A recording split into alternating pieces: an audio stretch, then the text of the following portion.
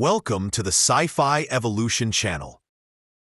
Aiden Knox had been searching through the wreckage of the wrecked Cicadan's flagship for 3 hours when he found the only survivor stuck under a tangled mass of metal and remnants of the bio-integrated systems that supported the huge ship until the last moments. The battle for Epsilon Station had ended 18 hours ago, leaving a field of wreckage on both sides scattered across the contested area around the mining colony. "Is anyone alive?" he shouted, his voice echoing through the destroyed hull of the carrier. The organic architecture of the Cicadan ships made exploring the wreckage especially dangerous, as dying organisms could still release energy or toxic substances in their final moments. A barely audible groan answered his call from under the collapsed beam, prompting Aiden to quickly head towards the source, activating his medical scanner. What he found was a Cicadan warrior whose blue skin was covered with silver patterns. The patterns on her body, indicating her military service, were now marked by stress cracks, indicating the severe trauma she had suffered. Her golden eyes, once full of life, now twinkled with consciousness, despite the obvious pain she was experiencing. "Calm down," he said, switching to the basic phrases in the language of Cicadans, which were required for his medical training. "I'm a medic. I'm here to help." The warrior's eyes focused on him with the effort of a man struggling with a serious traumatic brain injury.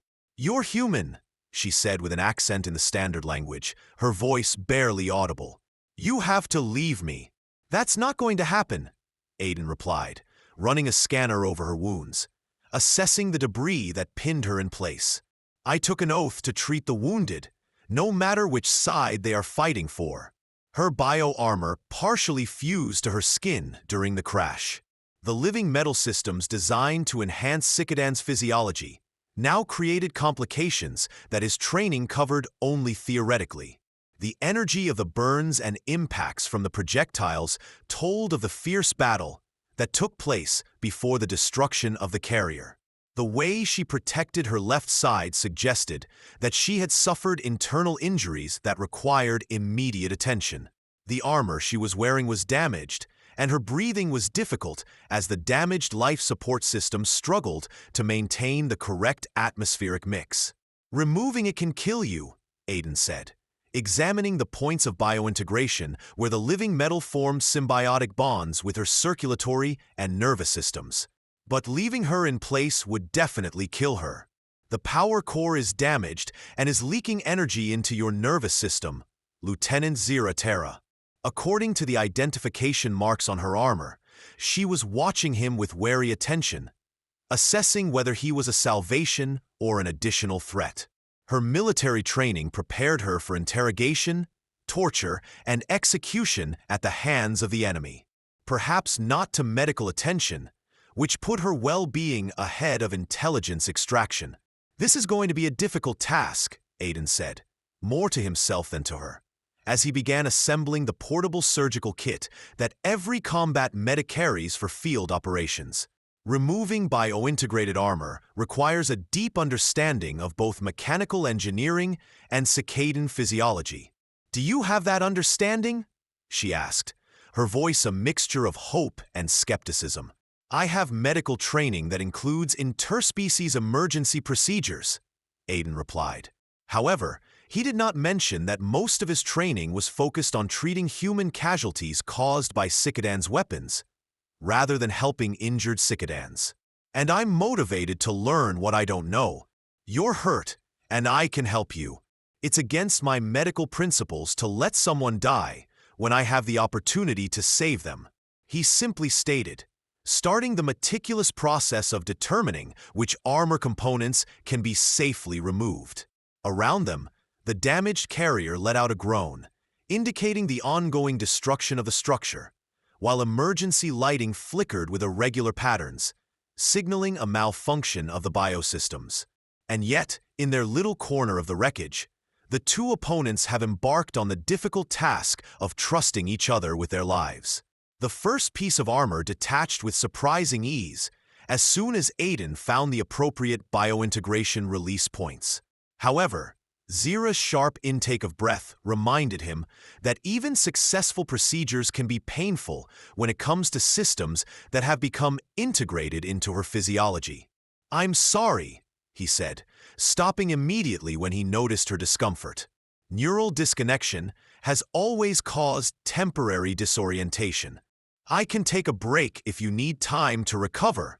Zira studied his face with the intensity of a man trying to solve a puzzle he hadn't expected. "Combat medics are trained to help the wounded, regardless of their affiliation," Aiden said, returning to the next piece of armor while monitoring her vital signs with a scanner. "Pain relief is a fundamental aspect of medical care, regardless of who receives it," he added. "The Cicadan's military medical protocol puts functional recovery above comfort. The goal is to quickly return the soldiers to combat readiness," he explained. "There are different points of view on this," he remarked, carefully detaching the bioenduites that helped her natural blood circulation. "I would say that eliminating pain actually speeds up healing and shortens the recovery process," he said. The physiology of Cicadans, which he studied in theory but never put into practice. Each piece of armor was connected to different biological systems, forming a complex network that required careful study before attempting to detach it. "Your understanding of our integrated technology is truly remarkable," Zira said, successfully removing the damaged shoulder pad without triggering any protective mechanisms. "Most people consider our living armor to be something unnatural," Aiden replied, noticing how his posture relaxed when the damaged systems stopped sending pain signals along the compromised neural pathways. "Your people's approach to integrating technology with biological functions is truly remarkable. You talk about the biotechnology of Cicadans with admiration," Zira remarked, and there was surprise in her voice. "Human propaganda usually portrays our methods as a violation of the natural order. Human propaganda often presents a distorted picture of reality," Aiden said diplomatically. However, his careful attitude towards her dignity during the medical procedure spoke of his true feelings for her kind. As new armor components were removed, Zira's injuries became apparent. Energy burns that required specialized treatment, internal injuries that required close monitoring, and stress cracks in her biointegration points, indicating that the armor had been pushed to the limit of safe performance during battle. "Why did you choose to become a medic?" she asked when he began to treat the most severe wounds with supplies from his field kit. "In human military culture, warriors are often praised above healers." Aiden explained that he had lost his younger sister during the Cicadan's raid on Nova Genya, but his professional focus remained unwavering. Despite the personal nature of the confession, Zira believed that saving lives would be a more effective form of revenge than taking them away. She repeated this thoughtfully, reflecting on an unusual point of view for someone of a species that usually reacts to loss by escalating violence. Aiden, on the other hand, agreed with her and applied biomimetic healing agents to her burns with gentle hands. Despite her obvious efforts to remain stoic, she still grimaced. However, he explained that his approach to revenge was actually achieving something constructive. Zira spoke as if the loss justified her commitment to preserving life. There was confusion in her voice, which spoke to the fundamental differences in their culture's approaches to grief and trauma. She argued that loss justifies any response that helps deal with the consequences. Aiden replied that for him it meant learning how to fix what's broken, rather than breaking more. The conversation revealed aspects of human and circadian psychology that had not been previously considered. The confidentiality of medical care facilitated the establishment of a bond that surpassed their status as opponents. Meanwhile, the damaged carrier continued to collapse around them. However, their enclosed space became a refuge where the two men discovered that healing could overcome even the deepest cultural and political differences. After 2 hours of armor removal, Aiden had successfully disconnected most of the external components, but deeper biological integration presented difficulties that required increasingly intimate medical procedures. The neural interfaces that were directly connected to Zira's spine required scrupulous attention to prevent permanent paralysis, while the circulatory connections became so integrated with her natural systems that their separation required precise timing and coordination. "Now we're going to start integrating the life support systems," Aiden said, preparing to detach the components around her torso. "The process can be uncomfortable." He explained that the discomfort was caused by bioindications, which indicated that the armor significantly enhanced her natural physiological functions. She said that the integration points were directly connected to the nerve clusters that regulated the pain response. Despite her obvious concern about the procedure, her voice was carefully controlled. Aiden explained that disconnection often involved temporarily shutting down systems. She suggested using local anesthetics to minimize neural shock and giving injections to help with the transition. Zira seemed puzzled by this suggestion, as the Cicadans protocol required maintaining consciousness during biointegration procedures to monitor neurological reactions. However, the Cicadans protocol also requires anesthesia to prevent shock-related injuries and complications during the healing process. Aiden gently pointed out that consciousness may not always be useful if it means experiencing procedures that could be made more comfortable using anesthesia. Her continued focus on her emotional and physical well-being was a surprise to her, as if the idea of medical care that prioritizes patient well-being over procedural effectiveness was new rather than standard practice. Her reaction pointed to a military-style approach to medical treatment, where endurance takes precedence over compassion. "Could you tell me about your family?" asked Aiden, starting the delicate process of disconnecting, knowing that talking would help Zira take her mind off the inevitable discomfort. Zira answered, her breathing steady despite the stress of the neural disconnect. She explained that the cicadan colonies on the outer rim were under threat from human expansion. Her homeworld of Eltara was a farming community that depended on the seasonal migration patterns of local wildlife, and terraforming efforts by humans disrupted ecosystems that had existed for centuries. Aiden remarked, carefully monitoring Zira's vital signs as the damaged biosystems transferred control back to her natural physiology. "So you joined the military to protect the way of life of your people, to protect our right to exist without adhering to human, defined standards of planetary development," Zira explained, her voice tinged with a mixture of sadness and disappointment. "Your people perceive this land as barren, but it can be turned into a thriving ecosystem. My people are witnessing thriving ecosystems that support life in ways terraforming cannot reproduce." Aiden was thinking about different approaches to the same goal. Both species strive to preserve and protect what they hold dear. Zira agreed, her understanding of his point of view evident in her surprise. Human militaries often fail to recognize that Cicadan's resistance is defensive rather than aggressive. The conversation showed how personal motives on both sides stem from a desire to protect rather than conquer.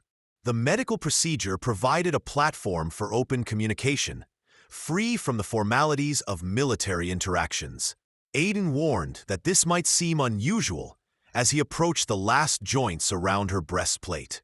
"These bioconduits have been boosting your heart function since the crash." "How peculiar," she remarked, her trust in his experience growing throughout their communication. "The process was akin to how your heart skips a beat when it adapts to functioning independently," he explained, his hands ready to provide immediate assistance in case of any complications. When the last points of biointegration were disconnected, Zira gasped, seemingly as surprised by this sensation as she was by the physical transition. "It was unlike any medical procedure I had experienced in the military," Aiden remarked, noting that her stress indicators remained surprisingly stable throughout the process. "It's a unique experience," she began, then paused, as if searching for words to describe something her culture hadn't prepared her for. "Medical treatment of Cicadans focuses on restoring functionality. The notion of making procedures comfortable seems superfluous. Comfort is not superfluous, Aiden said softly, helping her adjust to breathing without the help of bio-assisted respiratory support. Healing is more than just repairing physical damage. The carrier systems, which were designed to provide assistance and protection in difficult situations, were failing. Weather conditions made it unwise to continue taking cover, but neither side seemed eager to end their time together. Despite the practical need to return to their respective sides and the potential complications that would arise from explaining their interactions with military commanders who viewed contact with the enemy in strictly tactical terms. The last parts of Zira's armor had to be removed from the areas where biointegration had become intimate. The neural interfaces that were directly connected to her spine and blood vessels formed a symbiotic relationship with vital organs. Aiden's hands moved with practiced precision, but his concern for preserving her dignity during the delicate procedure created moments of trust that neither of them had anticipated with someone on the opposite side of their species' conflict. Zira spoke softly, her voice carrying a hint of vulnerability. "The breastplate integration is the most difficult part of the process," she said. Military tactics training had taught her to hide her emotions, but her body's reaction to bioconduits connecting directly to her heart and lungs revealed a deeper layer of her being. "I understand," Aiden replied, his professional demeanor hiding his personal recognition that the procedure would involve physical contact beyond the usual medical boundaries. "We will proceed slowly and stop if you feel any discomfort."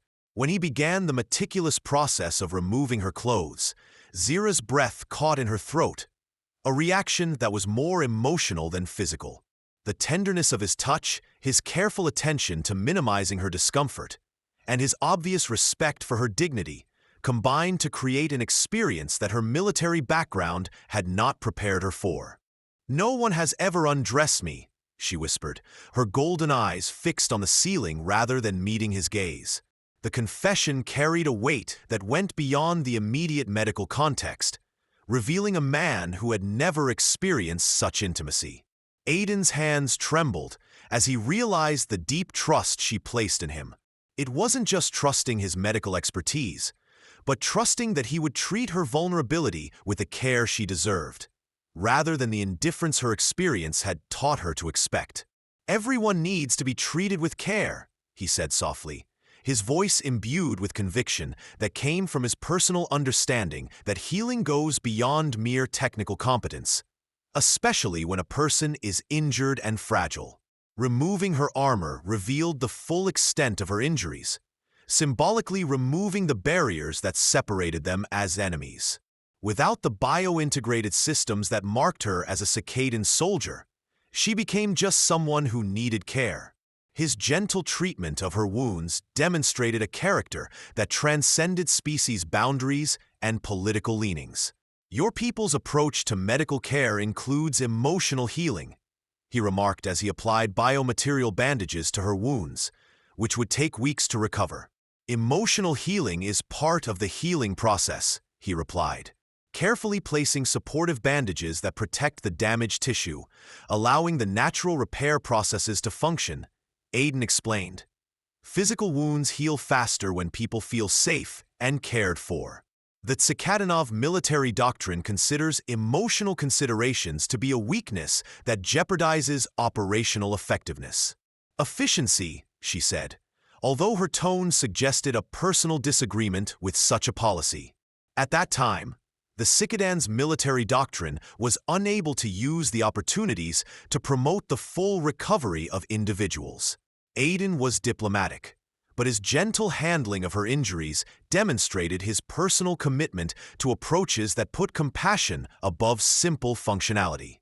When he completed the medical procedures that would stabilize her condition until it was possible to get to proper treatment facilities, both recognized that their interaction had created something valuable. Despite the circumstances that brought them together, the trust they built through a shared vulnerability will be difficult to categorize or explain when they return to their respective commands. "When we leave here," Zira said softly, It will become something that has never happened. Military intelligence on both sides will consider our cooperation as a potential compromise of operational security. They realized that kindness could prevail over the hostility that had been instilled in them by their respective governments. This realization was worth preserving in their memories. "This is something worth holding on to," she said, her golden eyes finally meeting his with a new understanding that some connections trump the political and military considerations that seek to define the relationship between individuals on opposite sides. As the body of the dying host continued to collapse around them, they were forced to return to ongoing military operations that would brand them as enemies rather than as two individuals who discovered that healing could create bonds stronger than the conflicts that sought to separate them.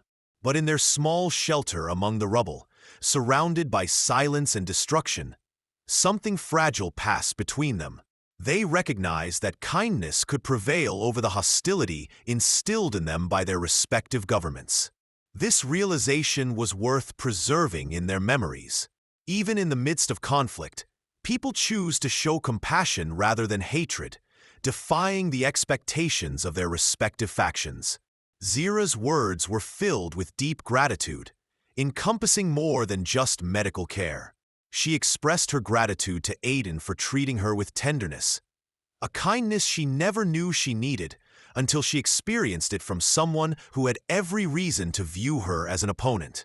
Aiden appreciated her words and responded with his own gratitude.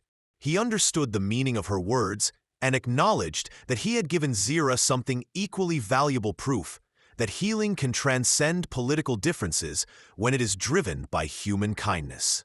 They saw each other as individuals, not as representatives of opposing sides, and recognized the power of simple kindness in bringing healing.